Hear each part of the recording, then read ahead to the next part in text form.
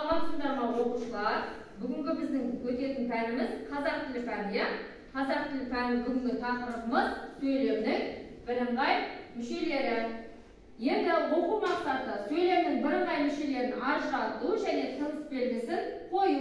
Сабақ мақсаты мәтіндегі негізгі ойды анықтау, мәтіннен бірыңғай мүшелерді табуды үйрену, иә балалар, иә? Ал енді балалар, үй тапсырмасын тексеріп шығамыз. Үйге берілген мәтінді қаны кімде қателік бар, кімде қате жоқ, не істейміз? Тексеріп шығып, тапсырмамыздың дұрыс еместігін тексереміз, иә? Бірінші мәтінді маған оқиды. Мырзабек Нұрила оқиды қан? Біздің сыныптың оқушылары шетінен өнерлі білімді ақылды екен. Бұл жерде білімді, өнерлі, ақылды сөйлемнің бірыңғай мүшелері. Жарайсың, отыра ғой. Ал енді келесі мәтінді маған оқиды, келесі сөйлемді оқиды, маған сағындық сезім оқиды. Алмас мәтінді мәнерлеп, көркем оқиды. Бұл жерде бірыңғай мүше мәнерлеп, көркем.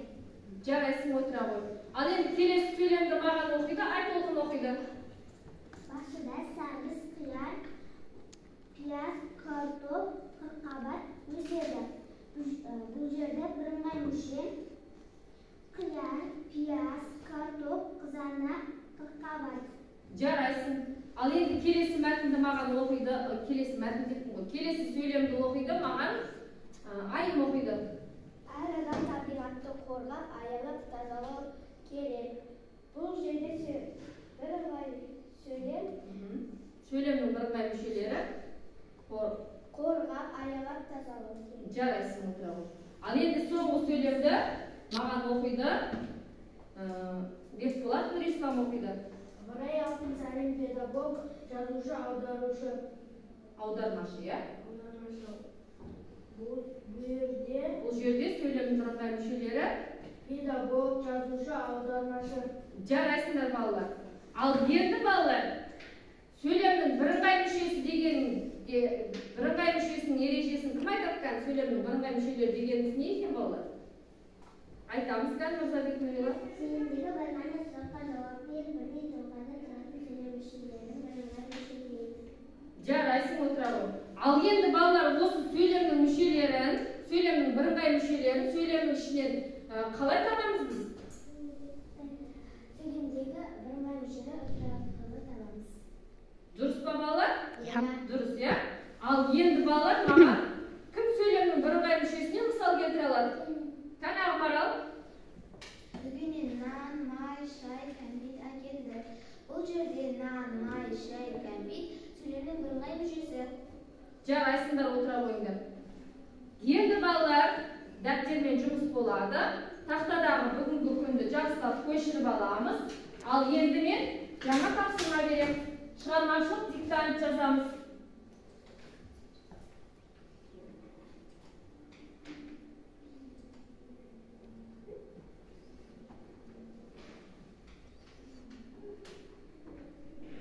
Дәптерімізге көркем, әр қатесіз, әдемілеп жазуымызды жазамыз бүгінгі күнді. Тақырыпты, сынып жұмысын және шығармашылық диктант. Жазып болатын болса, қолымызды қойып, бәріміз тақтаға қараймыз. Жазып болды па балалар? Енді қараймыз балалар. Тақтада бізге берілген сөйлемнен бірыңғай мүшелерді тап дейді. Енді мен сөйлемдерді оқып отырамын, ал сендер соның ішінде бірыңғай мүшесі бар болса, сол сөйлемді жазамыз. Ал жоқ болса, не істейміз? Келесі сөйлемге қарай өтіп кетеміз, иә? Түсінікті ғой тапсырмая? Мына тастар Жезқазған, Алтай, Алатау, Қаратау кендерінен табылған. Не істейміз балалар?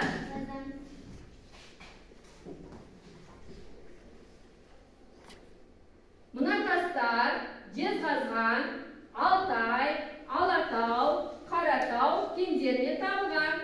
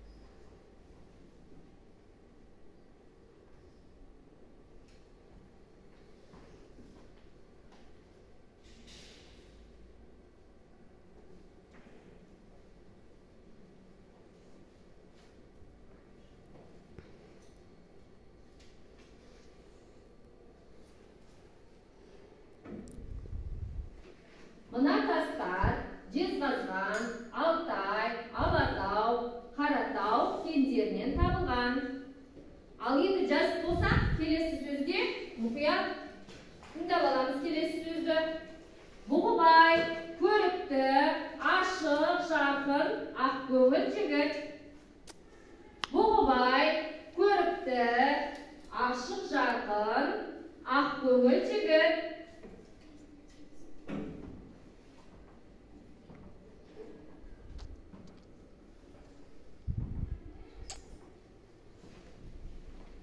Biz birыңғай мүшелерді айтқан кезде бірыңғай мүшелерді табуымыз үшін біз оларды не арқылы табамыз дедік балалар? Өтір арқылы табамыз дедік, я?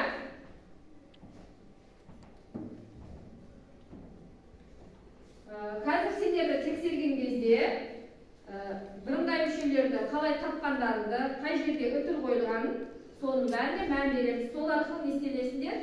Бағаланасыңдар. Buğubay körüptü, aşık, jarkın, akköngül jigit.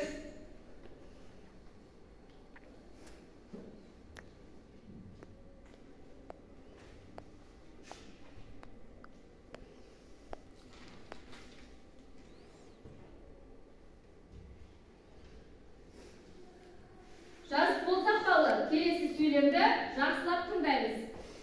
Көл бетінде су құстары үйрек, қаз, аққу, бір қазанда жүр. Көл бетінде су құстары үйрек, қаз, аққу, бір қазанда жүр.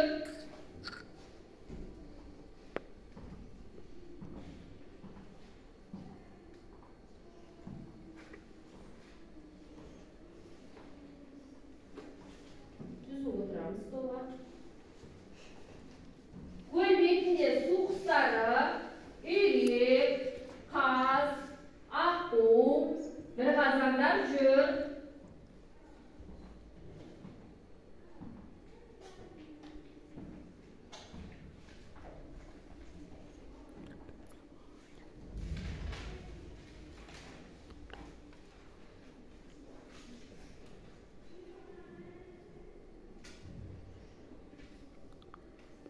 Жазып болсақ, келесі сөйлемді жақсылап тыңдаймыз. Халық болған соң өзіндік тарихы, тілі, мәдениеті, дәстүрі болуы шарт. Халық болған соң өзіндік тарихы, тілі, мәдениеті, дәстүрі болуы шарт. Ал енді келесі сөйлемді тыңдаймыз. Абай, қажымай, жалықпай, ылғи ғана ынтыға тыңдайтын. Абай, қажымай, жалықпай, ылғи ғана ынтыға тыңдайтын.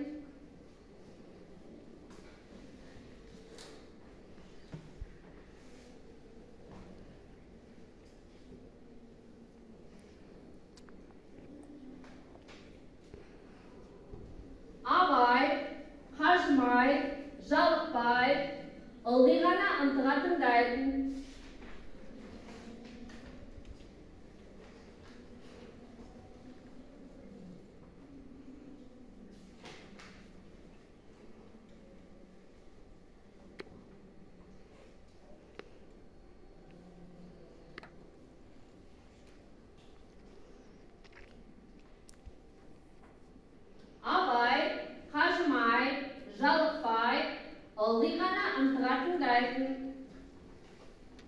Жазып болғаннан кейін балалар, қолымызды алдымызға қойып, тақтаға қараймыз.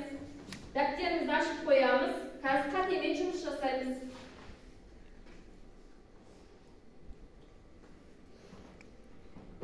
Қазір мен дұрыс жауабын ашамын. Сол арқылы дәптерлеріңдегі қателеріңді не істейсіңдер? Түзейсіңдер, иә? Енді тапсырманың астындағы дескриптивқа қараймыз. Бірыңғай мүшелерді табады. Және сөйлемдерді қатесіз, көркем жазады. Осы бойынша бағаланатын болсақ, біз өзімізге тапсырманы дұрыс орындайтын болсақ 3 балл, иә?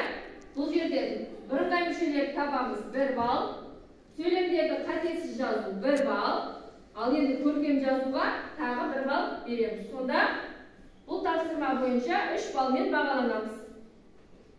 Болдық па жазып? Кән қолымызды алдымызға қоямыз жазып болсақ. Енді қателер жұмыс болады. Қараймыз. Қандай қатеміз бар екен? мән береміз. Мынау тастар Жезқазған, Алтай, Алатау, Қаратау кендерінен табылған. Көрейікші бәрі, қатеміз бар ма екен балалар? Бар ма екен қатеміз балалар? Барлығымыздың тапсырмамыз дұрыс па? Ал енді екінші тапсырмаға қараймыз. Бұғыбай көрікті, ашық жарқын, ақкөңіл жігіт. Тапсырманы дұрыс орындаппыз ба балалар? Арасындағы тыныс белгілері дұрыс қойылған ба? Келесі. Көл бетінде су құстары үйрек, қаз, аққу, бірқазанда жүр. Ал енді осы жерде балалар бірінші тапсырмада сөйлемнің бірыңғай мүшелері қайсысы балалар?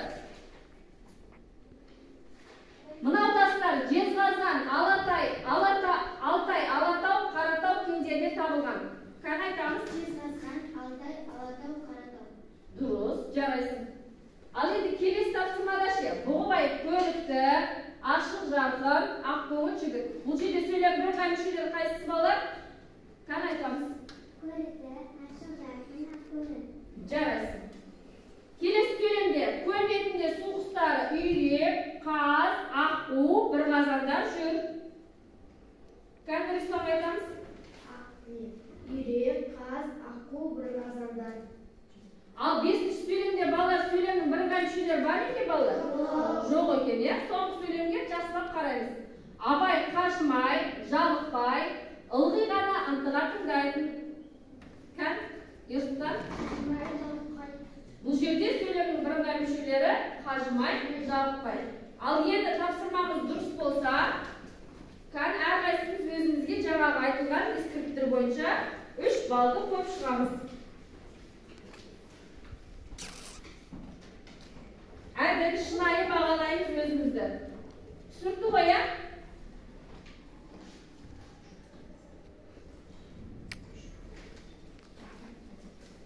Енді тақтаға қараймыз жақсылап барлығымыз балалар.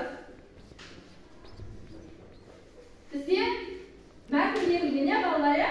Өлеңнің бірыңғай мүшелерін сөйлемдерде не істеу керек екен? Табу керек, иә?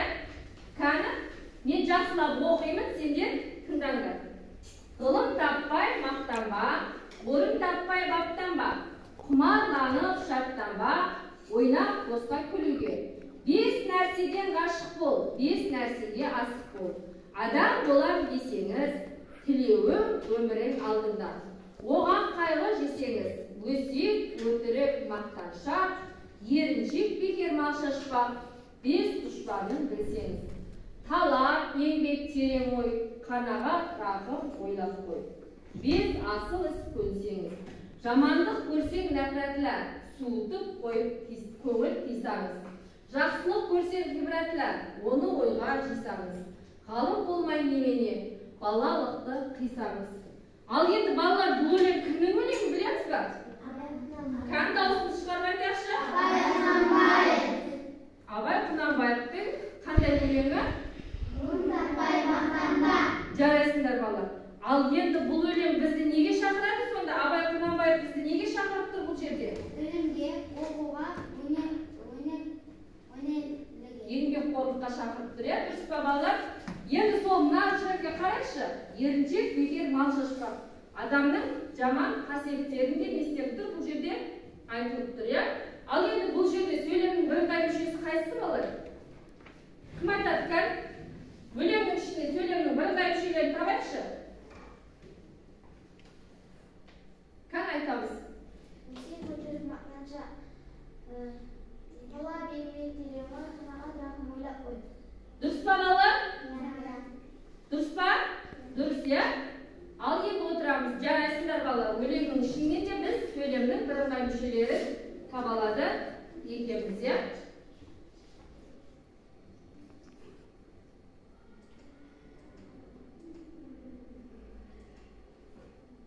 Ал енді балалар, келесі тапсырмаға жақсылап қараймыз. 28-ші тапсырма, көп тіркенің орнына бірыңғай мүшелерді қойып, мәтінді не істейміз балалар? Көшіріп жазамыз. Ал енді балалар,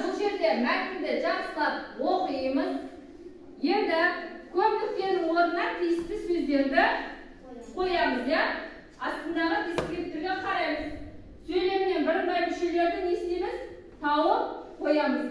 Бұл жерде де сөйлемді оқығанымызға 1 балл, қатесіз көрген жазғанымызға 1 балл, және сөйлемнің бірыңғай мүшесін тапқанымызға тағы 1 балл.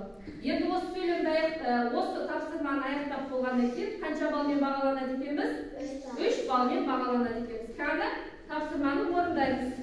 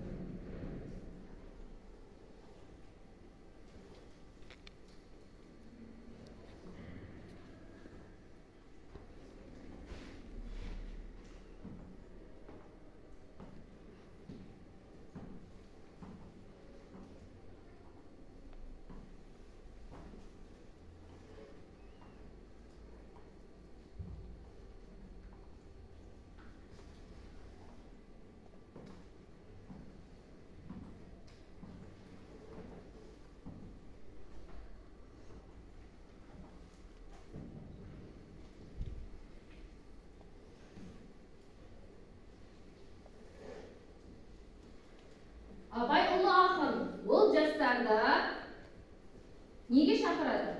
Ақынды бүкіл дүние жүзі біледі. Тапсырманы орындап болса, тапсырмамызды тексереміз.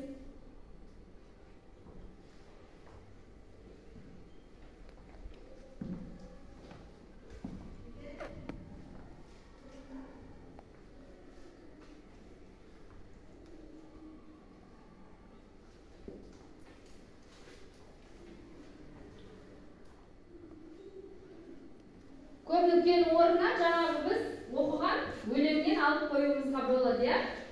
Ғылым таппай мақтанба деген өлеңнен көмілген орындағы сөздерді сол өлеңнен алып қоюымызға болады. Біз ол өлеңмен таныстық қазір.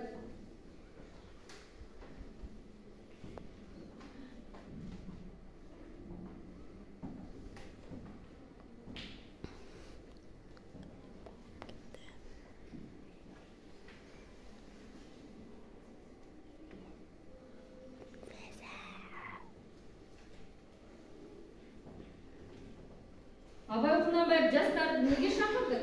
Соны табуымыз керек, ya.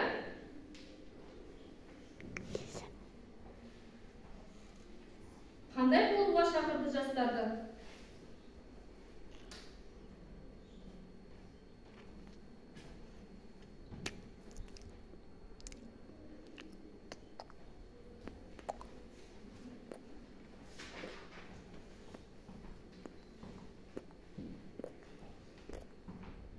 Болдық па тапсырманы орындап?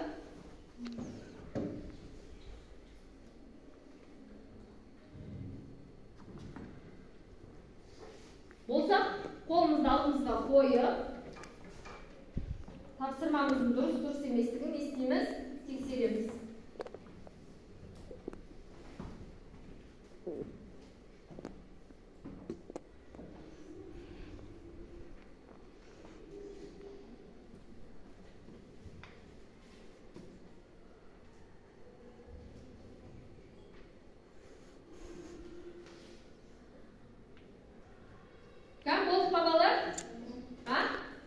Болатын болса, бәріміз бірге тапсырманы тексеріп шығайық.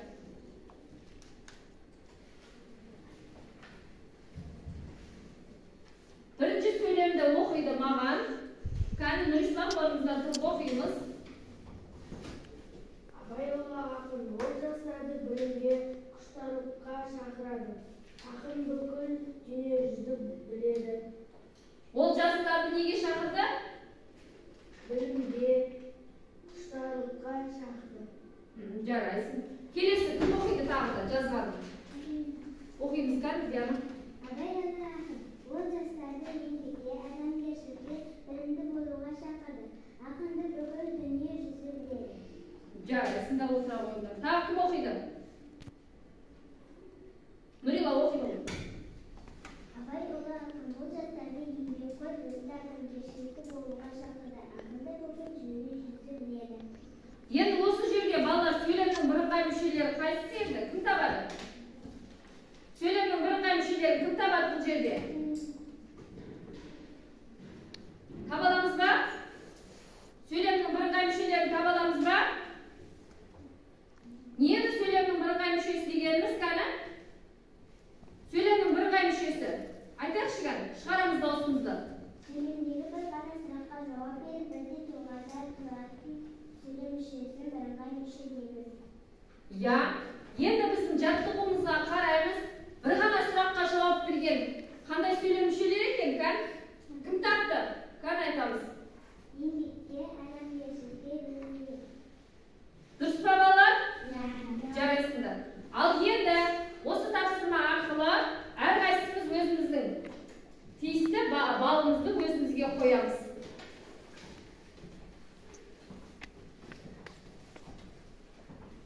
Мәтінді оқуға 1 балл, көркем қатесіз жазуға 1 балл, ал мәтіннен бірыңғай мүшелерді табуымыз 1 балл. Сонда бұл тапсырмада да 3 баллмен бағаланып отырмыз.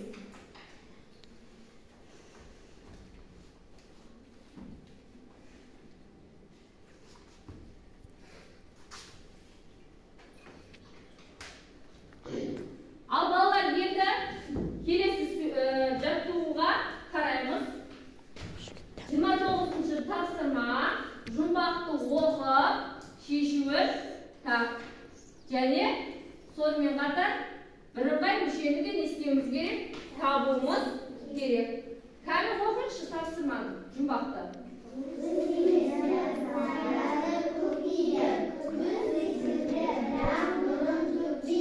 Мен жөнді дауыстарымды естімей жатырмын балалар. Даусымды шығарып оқыңыздар.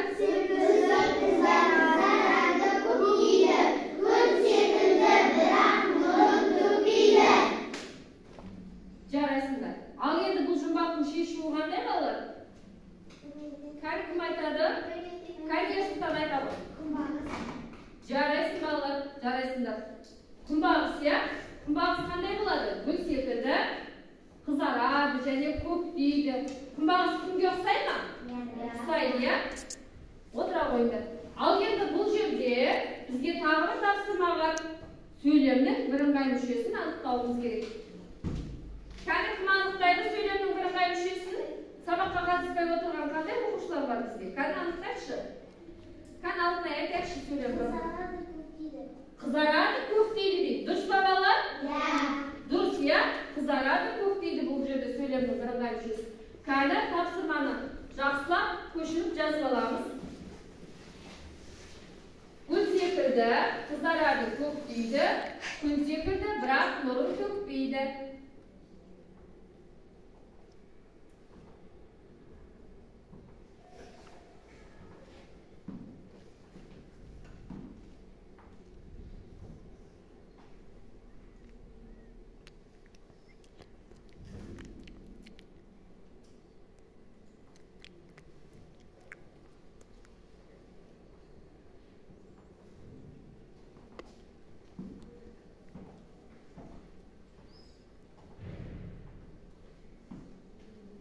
Бұл тапсырма негізінде кітапта да бар, я балалар, я?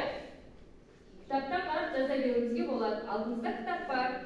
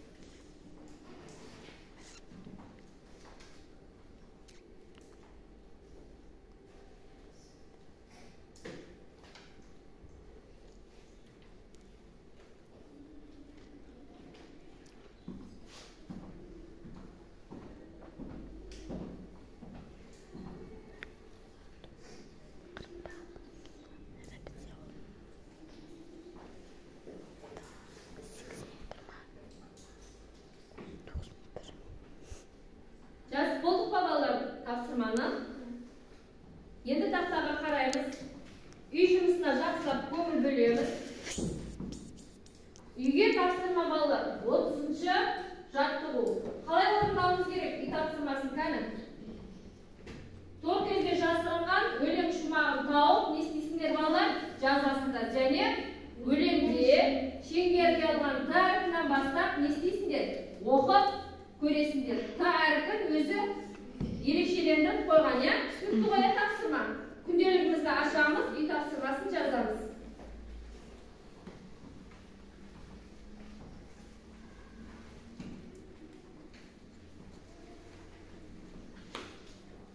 Үй тапсырмасы түсінікті ғой балалар, я?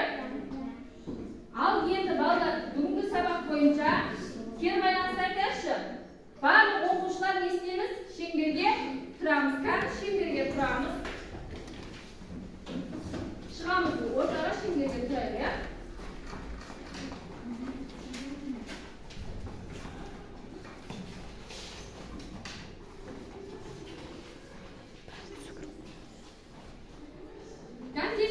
Тұрамыз. Ал енді бүгінгі сабақта не үйрендік? Және бүгінгі сабақта не өттік? Сол жайлы өз білгенімізді айтып шығаршы, тез-тез. Қан айтамыз. Біз бүгін Абайдың өлеңдерін оқыдық. Шығарамыз даусымызды. Біз бүгін Абайдың өлеңдерін оқыдық. Я, айта ғой. Бұл өлеңдер балаларды білімді болуға, өнерлі болуға шақырды. Еңбекқор болуға шақырды, я? Тек қана жақсы істер жасауға ғана несінде екен шақырады екен, я? Ал енді келесі кім айтады? Бүгінгі тапсырмада не түйдік? Бүгін біз сөйлемнің бірыңғай мүшелерін ажыратуды үйрендік. Дұрыс. Тағы да? Біз сөйлем мүшелерін үтір қою арқылы білдік. Дұрыс. Біз бірыңғай мүшелерді жұмбақтан таптық. Дұрыс. Бүгінгі біз бірыңғай мүшелерді жұмбақ шешу арқылы да сөйлемнің бірыңғай мүшелерін не істеп отырдық? Тауып отырдық. Ал енді осымен бүгінгі сендерге сабақ түсінікті болса, кәні сабағымызды осымен аяқтаймыз.